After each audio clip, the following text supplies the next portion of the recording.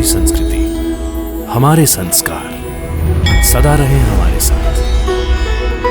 भारत की पुरातन गाथाएं और महान संतों की वाणी। सब्सक्राइब करें तिलक कथाएं। प्रार्थना की खुशबू, साइकिल प्योर अगरबत्ती। तुम हमें साईं नाम से पुकारते हो ना? धरती पर लोग तुम्हें साईं नाम से ही पुकारेंगे। अब हम तुम्हें अपनी सारी चमत्कारी शक्तियां भी प्रदान करते हैं। तुम जो चाहोगे, जैसा चाहोगे, वैसा ही चमत्कार घटित हो जाएगा। एक भक्त को चमत्कारी शक्तियों की क्या आवश्यकता है प्रभु? आवश्यकता पड़ती है वत्स, क्योंकि मृत्युलोक का मानव केवल चमत्कार के आगे ही नमस्कार करता है।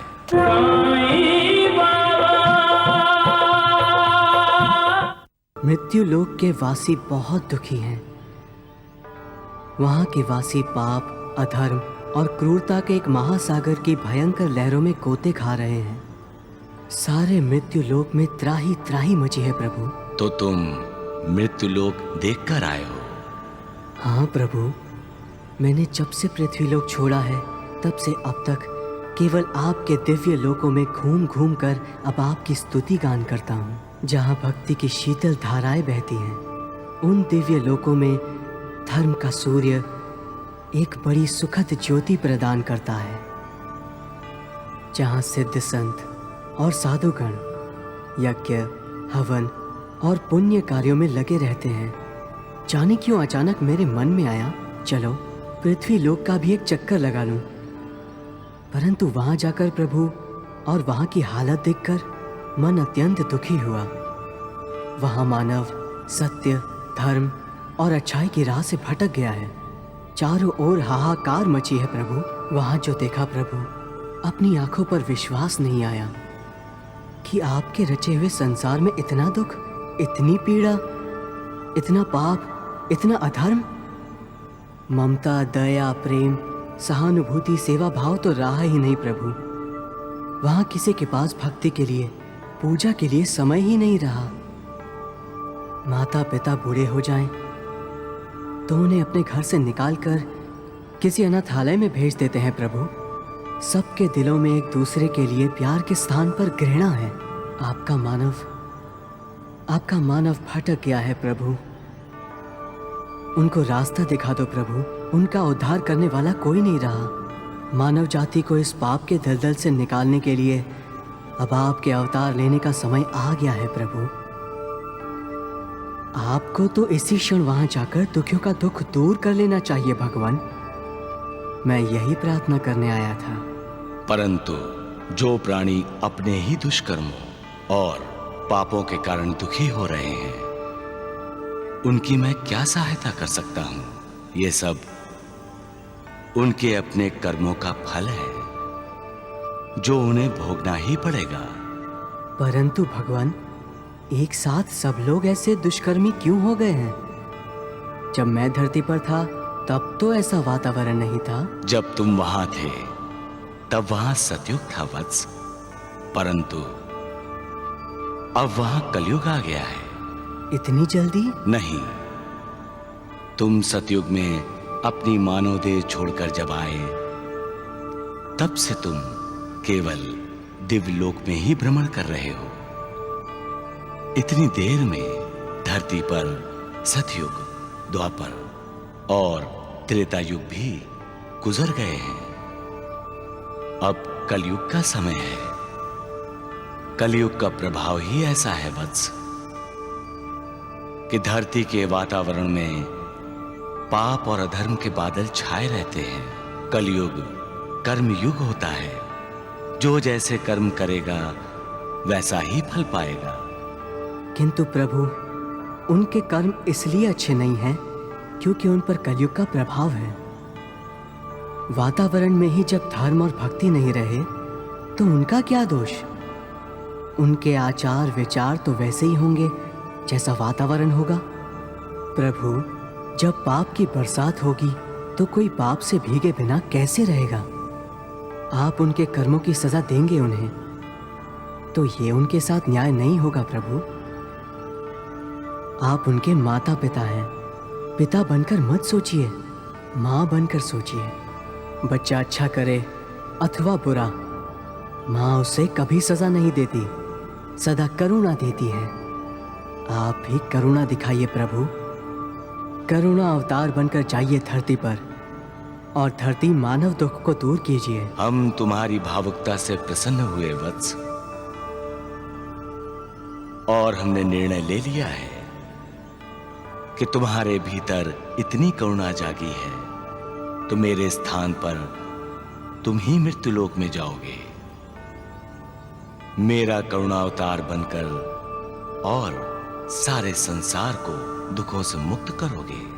तो यदि सारे संसार के दुख को दूर करना होगा तो मुझे सारा संसार घूमना होगा प्रभु, और उसमें इतना समय लग जाएगा कि मेरी आयु ही नहीं बचेगी।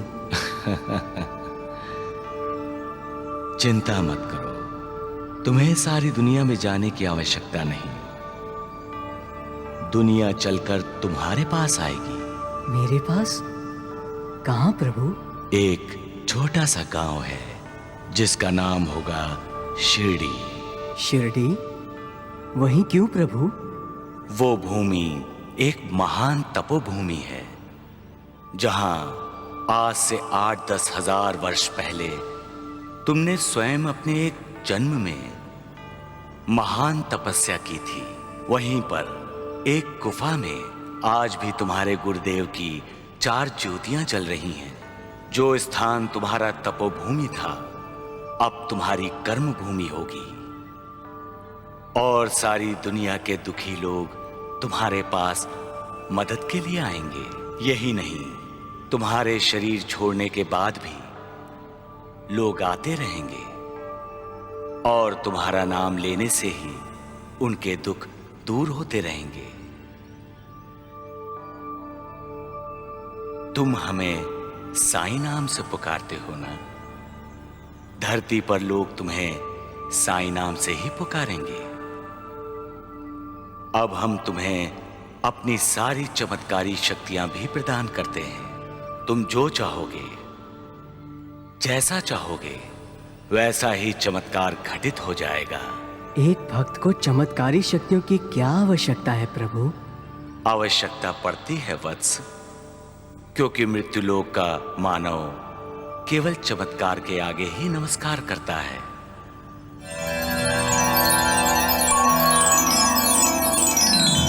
अरे देखो, पेड़ों से झड़कर फूल जोगी के चरणों में गिर रहे हैं।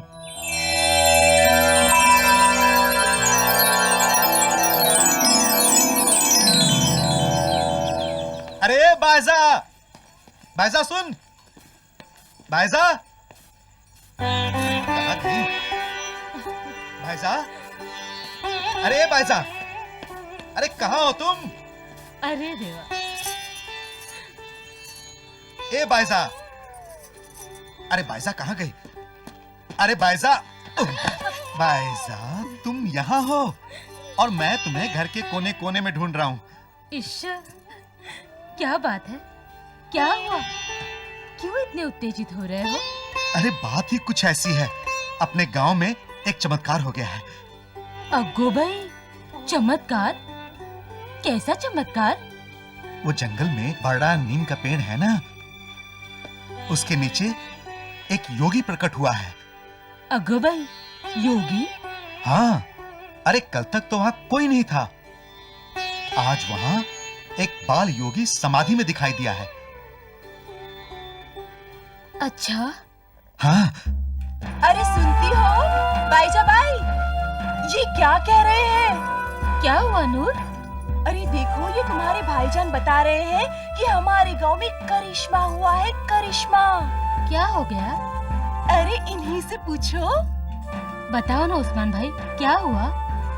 बाईजा बहन, सुना है उस पेड़ के नीचे अचानक एक खुदाई नूर का इजहार हुआ है, जिसकी रोशनी से सारा जंगल जगमगा उठा है। किसकी रोशनी? कोई अल्लाह का भेजा हुआ फरिश्ता होगा। ऐसा नहीं तो कोई खुदा ही रूह में ही हो सकता है। कहते हैं उसका प्रकाश फैलते ही चारों तरफ से पशु पक्षी गाय बकरी सब उसकी ओर भाग भाग कर जा रहे हैं और उसके सामने माथा टेक कर परिक्रमा कर रहे हैं। ये कोई साधारण योगी नहीं है, ये कोई अवतारी जीव है। अरे पेड़ से फूल भी झड़ झड़ कर उसके चरणों में गिर रहे हैं। अच्छा, ये कैसा चमत्कार है। कल तक तो उस पेड़ के नीचे कोई नहीं था।